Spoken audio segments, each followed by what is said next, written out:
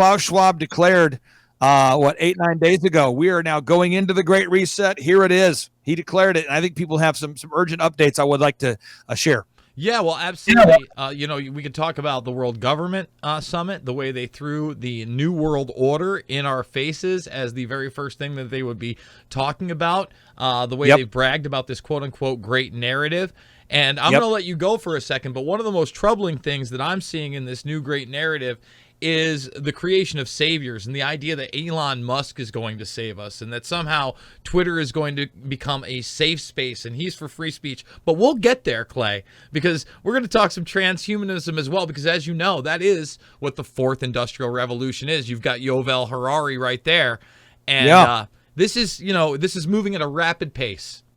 Let's do this. Let's talk about saviors and transhumanism. When I say talk, I'll play the sound clip, and then you can pontificate as to what this means, okay? This is Yuval Noah Harari, the top advisor for Klaus Schwab, the man who is a keynote at the World Economic Forum, a man who's called the prophet, a man who's endorsed by Bill Gates. He's endorsed by Mark Zuckerberg. He's endorsed by Barack Obama. He's endorsed by Stanford. He's endorsed by Harvard. He's endorsed by everybody in the mainstream media. This is Yuval Noah Harari talking about the future of humanity, transhumanism, and saviors. Here we go.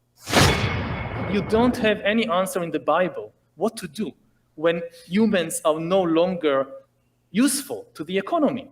You need completely new ideologies, completely new religions, and they are likely to emerge from Silicon Valley or from Bangalore and not from the Middle East. And they are likely to give people visions based on technology.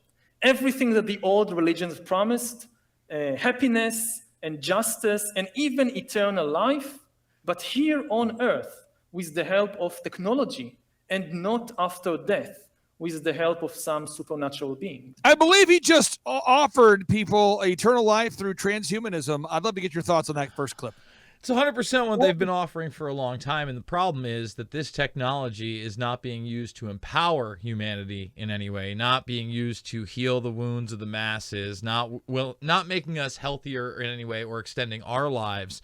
But that is the promise to their minions, right? That's what the people at the top say.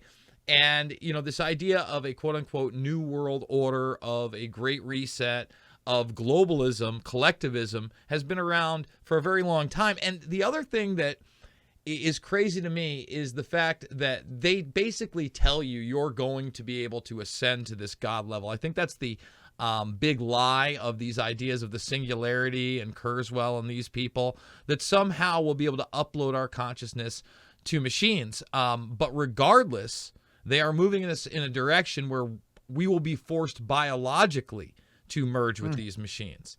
And for instance, we're talking transhumanism. So, I showed you this Bushnell clip from 2011. I've been doing my homework. This is what I'm going to be presenting.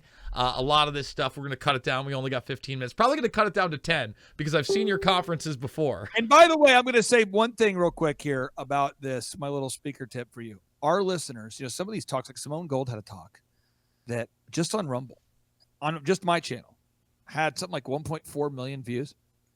And on all the channels, one of my teammates added it up, and it was like 7 million views on all the different channels. People love the slides because your research is so mind-rocking. They love to get those. So I know our listeners are going to be fired up to see your research, bro. You're one of the biggest diggers I know. Well, we talked about the last time that these people are Malthusians. He openly talks about that, population control, and that they'd already put in 2011 10,000 brain chips in human beings, not cochlear implants, actual brain chips, things that are to do with memory, depression, mood, even super soldiers.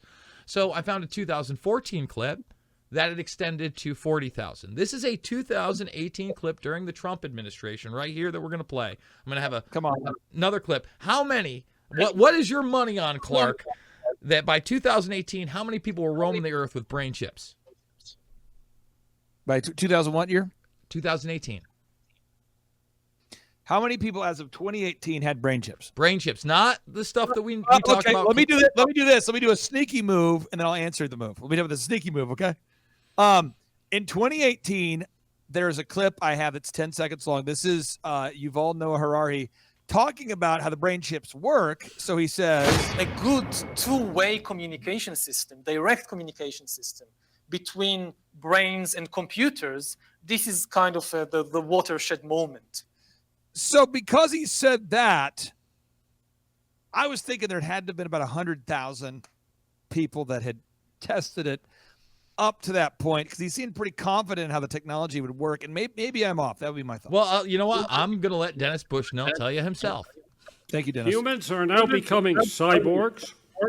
We have cochlear implants to hear, artificial retinas to see, artificial hearts to live, artificial limbs to move, artificial organs to function, and brain chips.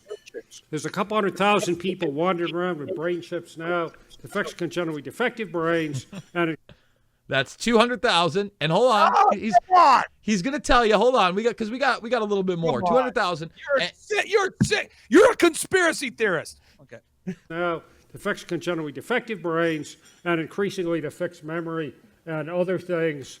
DARPA's working on brain chips for super soldiers, and people are now working, thanks to Musk and other people, funding on direct machine-brain communications. It's not us versus them, us versus the machines. We're merging. And this is the human evolution of the humans. There is no more natural evolution of anything. People are convinced that the human evolution of everything is 10 million times faster than any natural evolution. And so this is just part of the human evolution of the humans, which will apply in a little bit when I talk about something else. So we have another clip unrelated to that in a moment. But you notice in that clip, he also praised Musk, because Musk is a front man.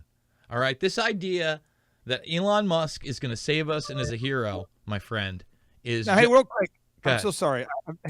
That clip where can people find that? Because what you just shared is just so disturbing, brother. So accurate. Only you could provide this sort of deep. You are a sick, twisted freak. You share the truth, even if it takes you to a dark place, my friend. Well, that's the problem. Here's the thing. You know as well as I do, reality is reality. And a lot of it happens to be dark. And a lot of it is out in the open right now. And it's more visible to people than ever. But they want saviors. And for instance, I think listen, I'm not taking sides on this Russia-Ukraine thing, but I can tell you this. I don't want World War III. And if you think that the billionaire that made more money during COVID, a 600% wealth increase, did he sell a lot of Teslas? No, he didn't. Okay? But you know what he did do? He armed the Ukrainian military with his Starlink satellites that are currently being used in drone strikes against Russian tanks. Now, the other thing is that his SpaceX program that moves rocket cargo and military cargo anywhere in the world in an hour also piggybacks DARPA's Blackjack program, which are their military satellites on them. Okay? Come on. We weaponized space in the 80s, and I just want to play this next clip of Bushnell. He actually talks about space warfare, uploading consciousness, a lot more in this. You're sick. But what he gets asked here is really interesting. He gets asked about the weaponization of satellites. The Russians, of course, are the bad guys because they have weaponized satellites. I need you to listen to what Bushnell says as his answer. Is the Russian satellites that are moving in unknown and unusual paths. In other words, satellites are no longer just satellites, but now they are moving around in unknown and unexplained patterns. Can you comment on that and the evolution you see of satellites with that similar technology? And the second one is the Russians apparently have satellites up there that I'll describe. They're moving in strange ways, and there may not be normal satellites. Maybe doing something different. He thinks it's real so funny. What's that all about? No comment. Oh, come on now. Killer satellites? Are they? No. Okay. All right. Sorry, Ty. One for two. What he didn't tell you is I'm the NASA rep to the National Intelligence Council. So these people are intelligence guys. He gets to see all the real tech. He gets to talk about the classified stuff. He gets to, basically go to all the investors and companies that are around and government organizations and kind of plot the future, because he knows what they've already developed behind the scenes, Clay. And the person that's commercializing this right now and the front man to deploy it is Elon Musk. Make no mistake. Come on. Now, here's the thing about Musk. What I have said for quite a while about Musk, and I'd like to get your take on this, is Musk, if you watch, and I've made myself do it, it's terrible. If you make yourself watch World Economic Forum videos, just go to YouTube and type in World Economic Forum. I'll tell you what, let me give you a specific video to look up, folks. Go to YouTube and type in, I hate that I know this, World Economic Forum cyborgs. Okay. So here we go. So this is the World Economic Forum, and they have a discussion. They get together. We're going to start the And this is how it starts off. This is Davos, February 20th, 2020. humans become cyborg session. You know, I always want to be a cyborg. I'm waiting for the day to become one, but let's see. Like today, we like to really talk about the recent developments of brain-computer interface and how that's really blurring the line between man and machine. And then she goes on to explain how Elon Musk's Neuralink makes it possible. It is, bro, it's insanity what is going on right now. Hey everybody, Jason Bermas here, and what you just watched was just a short segment of a 30-minute interview with Clay Clark. I want to remind everybody to make sure you make it to the Reawaken America tour. I'm going to be speaking at Myrtle Beach at the 13th and 14th event. Please come down in May. It's only a month away, but there are some other ones going on this summer as well. If you want to see the full interview, it's over at the Rockfin. I do warn you, the audio in the very beginning, the first 3 minutes, is a little rough due to some technical difficulties. It gets better, I promise. I want to thank you for supporting the program, and remember, it's never about left or right, and it's always about right and wrong.